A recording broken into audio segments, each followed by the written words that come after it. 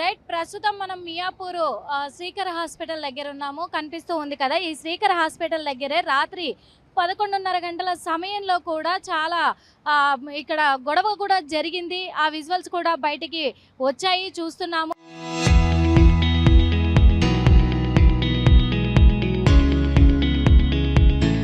ఎందుకంటే ఈ బిల్డింగ్ ఓనర్‌కి అండ్ హాస్పిటల్ యాజమాన్యానికి గొడవ అని చెప్పేసి కొన్ని వార్తలు వినిపించాయి కదా!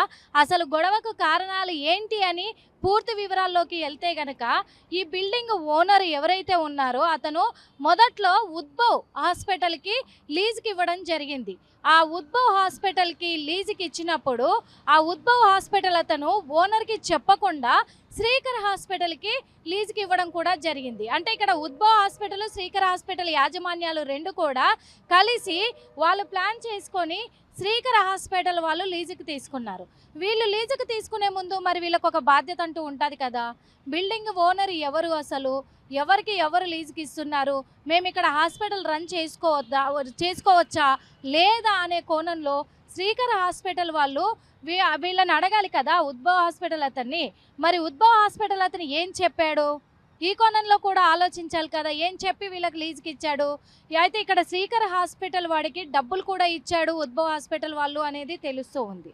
మరి ఇక్కడ చూసుకున్నట్లయితే బిల్డింగ్ ఓనర్ ఎవరైతే ఉన్నారో తను నిన్న మళ్ళీ రెంట్ కోసము రాగా, అంటే ఉద్భవ్ హాస్పిటల్ అతను రెంట్ ఇంకా 4 కోట్లు తనకు బాకీ ఉన్నట్టుగా కూడా చెప్తూ ఉన్నాడు. ఎందుకంటే ఉద్భవ్ హాస్పిటల్‌కి ఇంకా నాకు రెంట్ చెల్లించలేదు వాళ్ళు, రెంట్ కూడా నాకు బ్యాలెన్స్ ఉంది అని బిల్డింగ్ ఓనర్ చెప్తూ ఉన్న వివరాలు మనం వింటూ ఉన్నాము. ఇక్కడ చూసుకున్నట్లయితే మరి అతను వచ్చి ఇక్కడ చూడడంతోటి ఉద్భవ్ హాస్పిటల్‌కి బదులు శ్రీకర్ హాస్పిటల్ బోర్డును కూడా అతను గమనించడం జరిగింది. ఆ తర్వాత లోపలికొచ్చి అసలు ఈ హాస్పిటల్ శ్రీకర్ హాస్పిటల్ ఎలా వచ్చింది ఇక్కడికి? ఇక్కడ అసలు ఓనర్లు ఎవరు? అంటే ఇది నిర్వాహకులు ఎవరు? అసలు హాస్పిటల్ యాజమాన్యం ఎవరు అని చెప్పేసి నిలదీసేసరికి శ్రీకర్ హాస్పిటల్ వాళ్ళకి, ఇటు బిల్డింగ్ ఓనర్స్‌కి ఇద్దరికి మధ్య చాలా పెద్ద ఎత్తున కూడా గొడవ జరిగింది.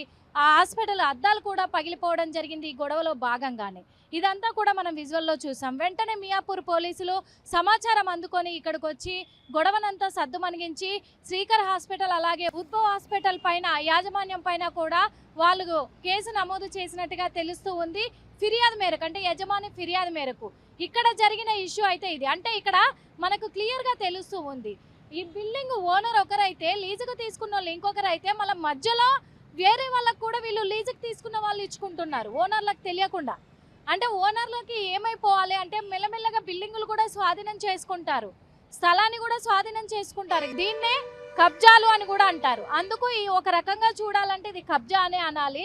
మరి ఆ ఓనర్ మాత్రం, బిల్డింగ్ ఓనర్ మాత్రము నాకు తెలియకుండానే ఉద్భవ్ హాస్పిటల్ యాజమాన్యం నన్ను మోసం చేసి శ్రీకర్ హాస్పిటల్కి ఇచ్చారు కాబట్టి నాకు న్యాయం జరిపించాలి అని చెప్పేసి యజమాని బిల్డింగ్ ఓనర్ అయితే పోలీసులను ఆశ్రయించడం కూడా జరిగింది.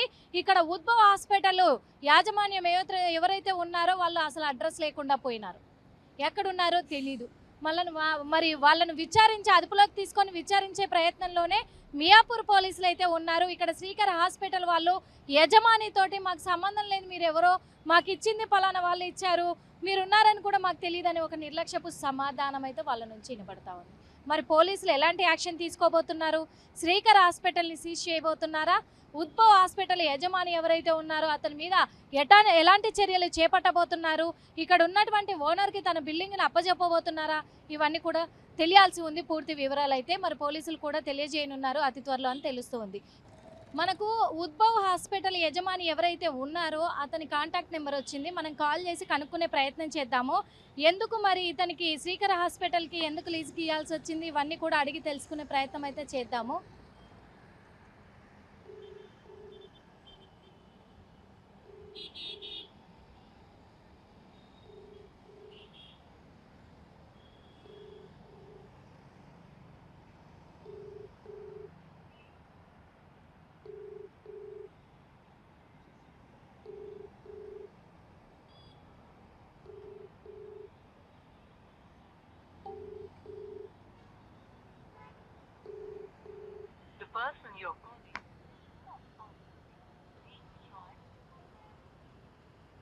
ఫోన్ లిఫ్ట్ చేయట్లేదు, మరొకసారి చేద్దాము.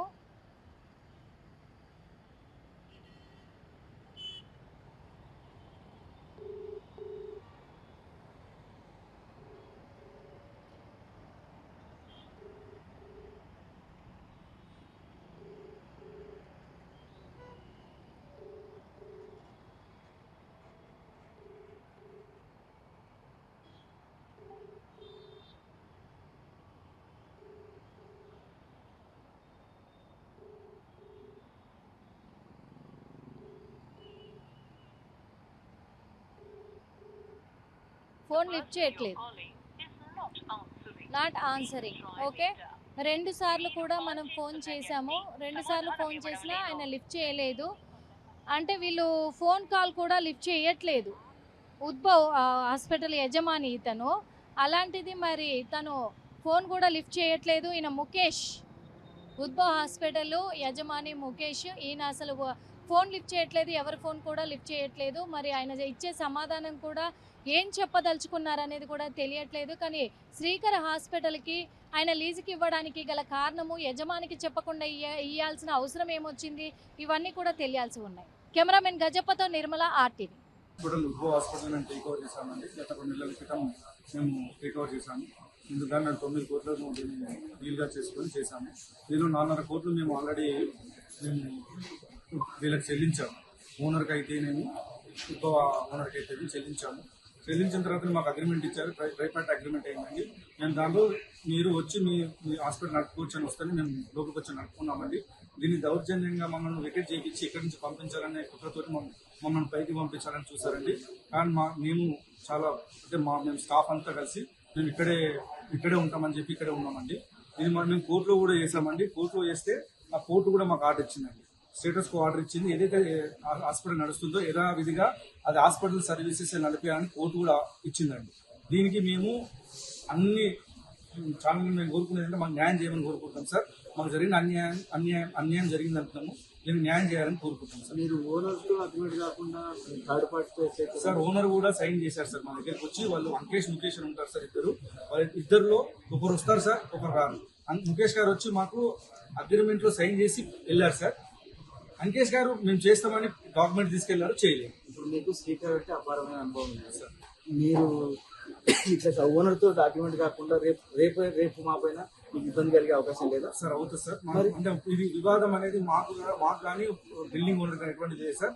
బిల్డింగ్ ఓనర్ పాత ఉద్భవ హాస్పిటల్ ఓనర్ ఉంది సార్. మేము వాళ్ళిద్దరిని సెటిల్మెంట్ చేసుకోమని కోరుతున్నాం సార్. వాళ్ళకి ఎంతైతే రావాల్సి ఉందో మీరు రాజశేఖర్ దగ్గర తీసుకోమని చెప్తున్నాం తప్ప, రాజశేఖర్ గారి దగ్గర తీసుకోమని చెప్తున్నాం తప్ప మేము మీకు ఏదైతే పెండింగ్ ఉందో అది మీకు ఎవరికి ఏమంటే వాళ్ళకి వేయడానికి రెడీ ఉందని చెప్తున్నాం సార్. ఇప్పుడు మీరు మీ పేరు పాడైతుంది అనుకోవట్లేదు సార్? పేరుతో పాటు పేరు పాడైతుంది అనుకోవట్లేదు సార్. మేము న్యాయం పోరాడుతున్నాం సార్. అంతే అఖిల్ దాడిని శ్రీకర హాస్పిటల్ చైర్మన్. ఇంతకుముందు ఇక్కడ ఉద్భవ హాస్పిటల్ అని ఉండేది. Udbhav hospital owner Udbhav hospital నడిపింది డాక్టర్ రాజశేఖర్ అండ్ వాళ్ళ బృందం. దీని ఓనర్స్ ముఖేష్ రాథోర్ గారు, అంకేష్ రాథోర్. అయితే మా మాటల్లో మేము ఈ బిల్డింగ్ని ఉన్న లోపల ఉన్నాయన్నీ కూడా రాజశేఖర్ గారు పేరుకొని, ఇంకోటి వాళ్ళలో ఒక బ్రదరు ఏప్రిల్ 16 నాడు వచ్చి సైన్ చేసి మీరు తీసుకోవచ్చు ఇంత రెంటల్కి అని చెప్పి సైన్ చేసి ఇచ్చిన ఆయన సిగ్నేచర్ పేపర్ కలెక్షన్ ఏప్రిల్ 16 నాడు సైన్ చేసి రెండో సైన్ వాళ్ళ బ్రదర్ది తెప్పిస్తానని 2 ఒరిజినల్ కాపీస్ తనతో పాటు తీసుకెళ్లారు. అలాగే దాని మరుసటి రోజు డాక్టర్ రాజశేఖర్ గారు సుమారు 9 కోట్ల చెక్కులు తీసుకెళ్లారు మా దగ్గర నుంచి ఆయనకి ఇవ్వాల్సిన మనీలో. కానీ వీళ్ళిద్దరికి ఇవ్వాల్సిన రెంటల్ మధ్యలో జరిగిన గొడవలో ఏప్రిల్ 26వ తారీఖు నాడు ఈ ఇద్దరు బ్రదర్స్, ఒక బ్రదర్ వస్తారని మాట్లాడడానికి ఇంకో బ్రదర్ రాదు. ముందేమో అంకేష్ గారు వచ్చారు. 26వ తారీఖు నాడు ముఖేష్ గారు వచ్చి ఒక హోటల్లో రాజశేఖర్ గారు మేము అన్ని రాసుకున్నాం. వాళ్ళకి ఇచ్చిన 9 కోట్లలో ఒక 2 కోట్లు రాజశేఖర్ గారు మనకి వెనక్కి ఇచ్చి మేము 2 కోట్లు వెనక్కి ఇచ్చాము. అండ్ ఆ రోజు రాసుకున్నాం ఏంటంటే మిగతాది కూడా ఆయన దగ్గర ఉన్న చెక్కులు ఎట్లా ఉన్నాయో, ఈయనకి ఎంతో బాకీ ఉందో ఒక 3-4 రోజుల్లో ఆ బాకీ 29వ తారీఖు కల్లా బాకీ తీర్చి ఆ బాకీ ఎంత ఉందో వాళ్ళిద్దరు మాట్లాడుకొని మాకు చెప్తే ఇదే ప్రక్రియ. అంటే మళ్ళీ రాజశేఖర్ గారు చెక్కులు వెనక్కి తేవటం, ఈ అమౌంట్ ఆయనకి ఎంత ఇవ్వాలని ఇవ్వటం, మిగతాది రాజశేఖర్ గారు తీసుకోవడం అనేది రాతపూర్వకంగా ఉంది. అందరూ సంతకాలు ఉన్నాయి. ఇది ఇలా ఉండగా వాళ్ళిద్దరి మధ్య అమౌంట్లో చాలా తేడా వచ్చింది. రాజశేఖర్ గారు ఏమో 1 కోటి రూపాయలు ఇవ్వాలని, ఈయనేమో ఒక 3.5 కోట్లు ఇవ్వాలని. వాళ్ళిద్దరి మధ్య ఈ ఒక కొత్త రాత. వాళ్ళిద్దరూ ఆ మధ్యలో ఆయన మాకు ఈమెయిల్స్ పంపించి, ముఖేష్ రాథోర్ గారు ఇక్కడ ఎవరైతే ఉన్నారో ఆయన మాకు ఈమెయిల్స్ పంపించారు. నాకు ఈమెయిల్ ఉంది. ఆయన రెంటల్ అడ్వాన్స్ కట్టమన్నారు. మే 9వ తారీఖు నాడు పేపర్ మీకు చూపిస్తాను. మే 9వ తారీఖు నాడు చెప్పండి మళ్ళీ ఇద్దరు 40 లక్షలు రెంటల్ అడ్వాన్స్గా తీసుకొని మళ్ళీ అంకేష్ గారు సంతకం పెట్టకపోవడం.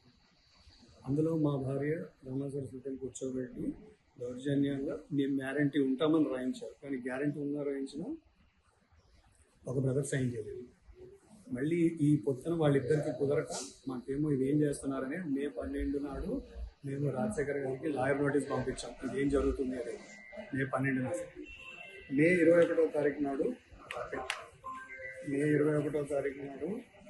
ముఖేష్ గారు ఇక్కడ నుంచి ముఖేష్ గారే ఆయన బ్రదర్ మీద అండ్ ఆయన సంతకం ఆయన బ్రదర్ తరఫున సంతకం రెండు పెట్టించి మొత్తం పొజిషన్ మాకు ఇచ్చినట్టు మే 1 నుంచి మేము రెంటల్ ఇవ్వాలని, అలాగే తనకు రాజశేఖరే ఇవ్వాలి బాకీ అమౌంట్ అని చెప్పి రాసి, అలాగే దీనికి సాక్షి సంతకాలు వాళ్ళ సొసైటీలోని ఒక పెద్ద దేవర్ చంద్ గారు అనేది సంతకం కూడా ఉంది. మా తరపు నుంచి సతీష్ గారు అనే సంతకం కూడా విట్నెస్ సంతకం ఉంది.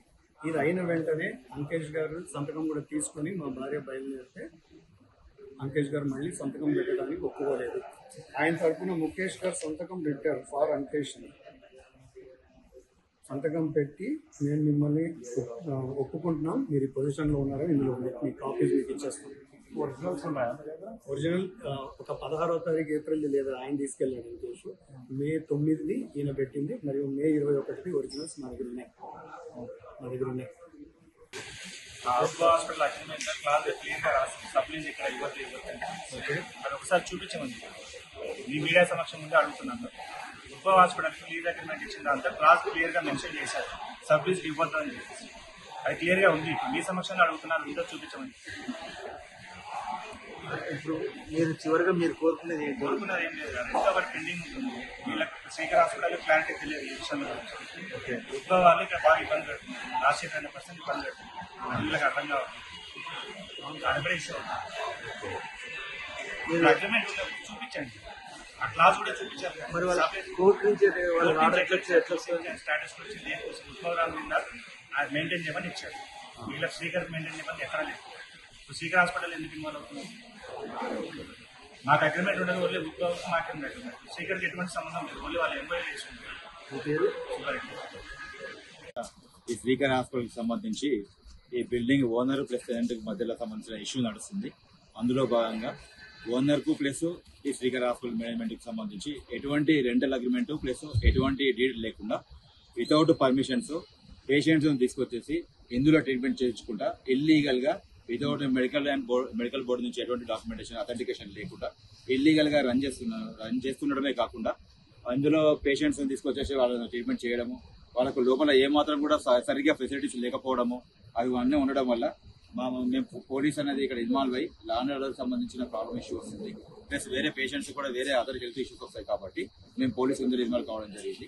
దాన్ని పే చేసుకొని ఇప్పుడు ఈ రోజు ఈవినింగ్ అవర్స్లో ఇప్పుడు ఏదైతే శ్రీకర్ హాస్పిటల్ సంబంధించిన వాళ్ళు అందులో పనిచేసే లేబర్ ప్లస్ ఎవరైతే బెడ్ సర్వెంట్స్ ప్లస్ ఎవరైతే ఉంటారో హౌస్ కీపింగ్ చేసే వాళ్ళందరినీ కూడా ఇక్కడ పెట్టేసి ఈ హౌస్ బిల్డింగ్ ఓనర్కి సంబంధించిన ఇద్దరి మీద SC/ST atrocity case false case ఈ విధంగా క్రియేట్ చేయడము, ఈ విధంగా ఫాల్స్ కంప్లైంట్ ఇచ్చుకుంటా ఈ విధంగా శ్రీకర్ హాస్పిటల్ సంబంధించిన MD ఎవరైతే ఉన్నారో డాక్టర్ అఖిల్ డాడీ గారు ఇదంతా క్రియేట్ చేస్తూ న్యూసెన్స్ క్రియేట్ చేస్తూ లా అండ్ ఆర్డర్కి సంబంధించిన ప్రాబ్లమ్ న్యూసెన్స్ క్రియేట్ చేస్తున్నారు. కాబట్టి అందులో భాగంగానే మేము పోలీస్ అనేది ఇందులో ఇన్వాల్వ్ కావడం జరిగింది. దాన్ని పే చేసుకొని ఇందులో ఎవరైతే పేషెంట్స్ ఉన్నారో వాళ్ళందరినీ కూడా ఇక్కడ నుంచి షిఫ్ట్ చేయడం జరుగుతుంది.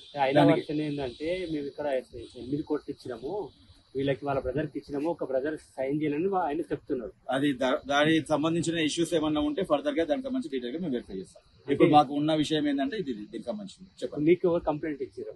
మాకు ఎవరైతే కంప్లైంట్ ఎవరు ఇచ్చారు? ఓనర్స్ మాకు బిల్డింగ్ ఓనర్ లోపలికి వాళ్ళు అలౌ చేసారు. ఫస్ట్ బిల్డింగ్ ఓనర్ సంబంధించి వచ్చింది.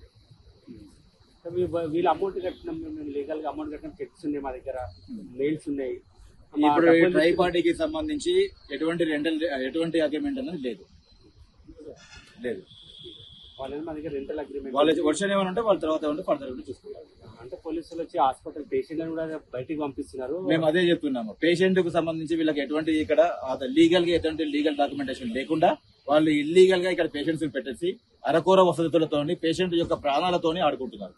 సో అందుకని మేము పోలీసు వాళ్ళు ఇన్వాల్వ్ అయ్యి వీళ్ళు ఇక్కడ SC/ST కేసు అని చెప్పేసి ఫాల్స్ కేసెస్ ఒకటి క్రియేట్ చేసి ఈ విధంగా న్యూసెన్స్ చేస్తున్నారు. కాబట్టి ఎలాంటి సంబంధించి ప్రాబ్లం వస్తుంది కాబట్టి మేము పోలీస్ అనేది మేము ఇందులో ఇన్వాల్వ్ కావడం జరిగింది. కొంతమంది పోలీసులు గుంజుకోవడం జరిగింది, పోలీసులు గుంజుకోవడం అంటే అవన్నీ కూడా అవసరం.